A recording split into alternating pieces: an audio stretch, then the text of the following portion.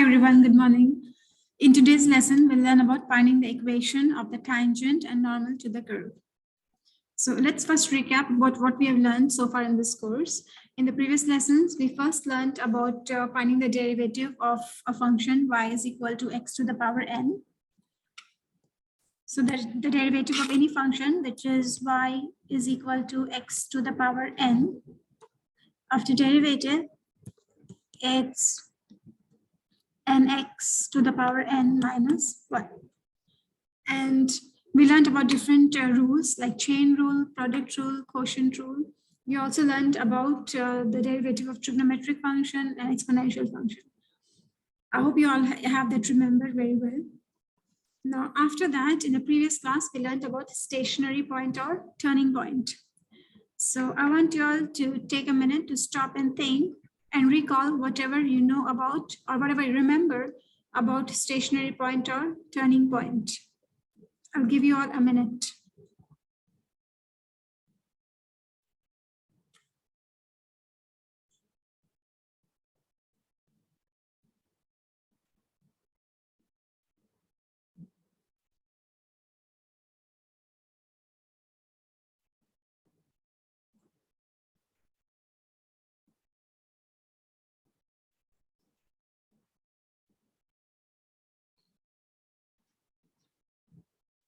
So then what is a stationary point? It's a point at which the derivative of the function, that means the gradient of the curve, is 0.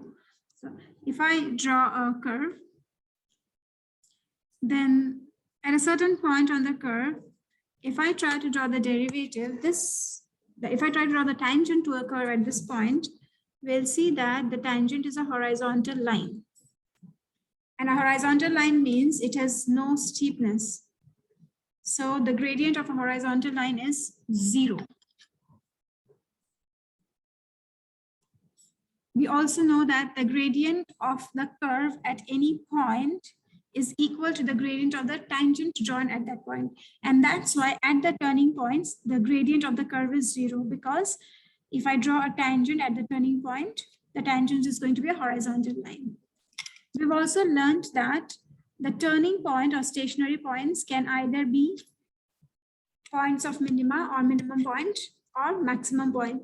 Like in this example, as you can see, my point P is a maximum point.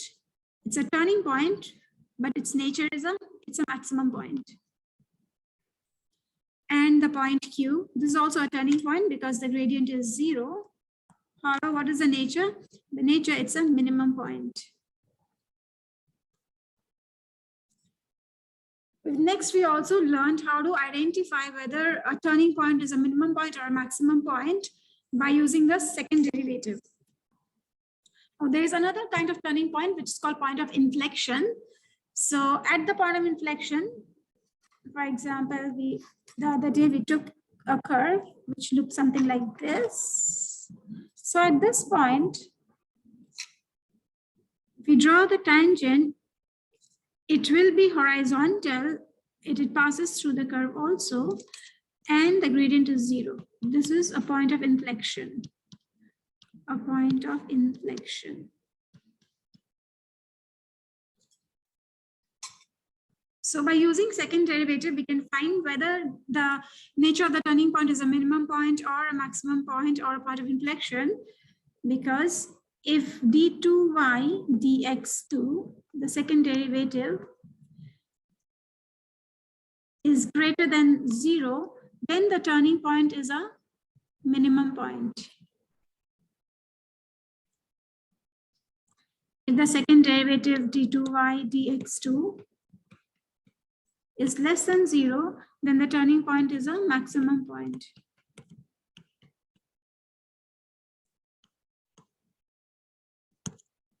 And if the second derivative d2y dx2 is equal to 0, then the turning point is a point of inflection.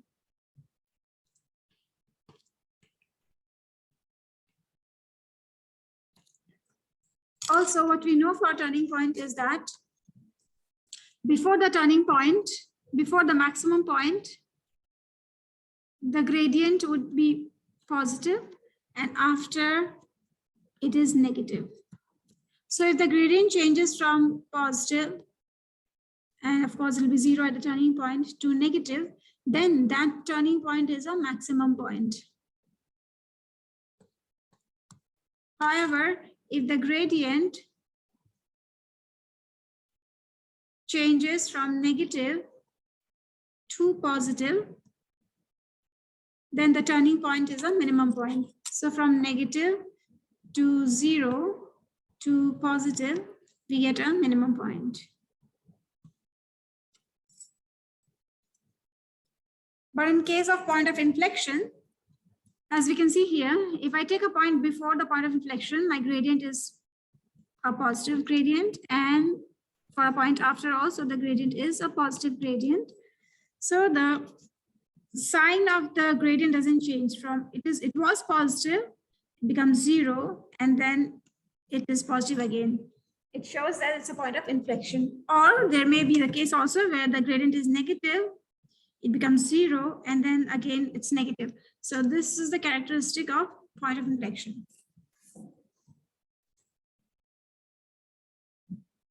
So after this, let's talk about what we want to learn today, which is the gradient, which is the equation of a tangent and normal. Now, what is a tangent? We know that also tangent is a line which touches the curve at a certain point. As you can see over here, the tangent line L touches the curve at the point P. Now, another characteristic would be in some cases, the tangent might cut the curve at another point. As we can see over here, the tangent is cutting the curve at another point Q. So the line L is a tangent to this curve y equals to fx at the point P, but at the point Q, the tangent line cuts through the curve. That's entirely possible. We can also have, if I take a parabola curve and I try to draw a tangent here, then we can see that this tangent line is going to only touch the curve at this point, but it's not going to cut the curve. So sometimes the tangent line touches the curve at only one point. It doesn't meet the curve again, like in our function y is equal to, let me call it gx.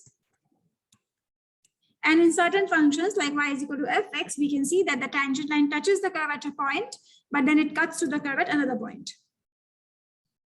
So then how to find the gradient of this tangent line?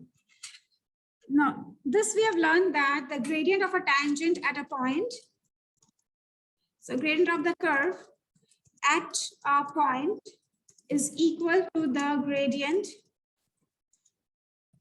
of the tangent drawn at that point, which means that at point P, the gradient of the curve is same as the gradient of the line L, tangent line L. Whatever is the gradient of the curve at point P, that same gradient is also of the tangent which is drawn, that means the line L. So let's say the point P is, we take P as any hypothetical point, say 2, 3. So we're now learning, we'll now see how to find the equation of the tangent line. And y is equal to fx is the curve, let's say 2x cubed plus x square plus 1. Let's say 2x cubed plus x plus 1. So let's find the derivative of this curve. Y prime or f prime x is 8x. So 3 times 2, 6, x squared. 6x squared plus 1. So at the point where x is 2, y is 3, what is the gradient of the curve? Fx at x is equal to 2. F prime 2 is 6 times 2 squared plus 1, and that's equals to 25. That means the gradient of the curve at this point is 25. Actually, it should be a negative gradient, right? And so the equation, the gradient of this tangent line is also 25. The point 2, 3 is a point which is on the curve. This point is also on the gradient line. So now for the tangent line, we already have its gradient and we have a point 2, 3. So we are ready to find the equation of the tangent line. Equation of the tangent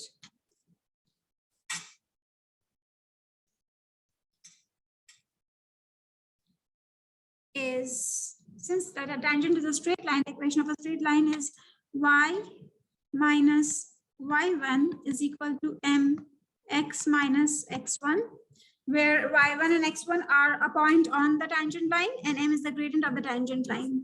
We know a point on the tangent line is 2, 3 and the gradient m is 25. So y minus 3 is equal to mx minus 2.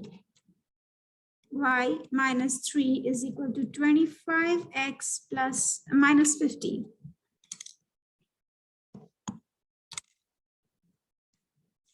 So the equation of the tangent line is y equals to 25x minus 47. That's how we find the equation of the tangent line. You may also use the other formula, the slope-intercept formula, that y equals to mx plus c. Here we know the gradient m, we know y and x. So y is 3, gradient is 25, x is 2 plus c, and we get c is equal to 30 minus 50, which is negative 47. So the equation of the tangent line is y equals to 25x minus 47. So now you're going to practice some questions from your textbook.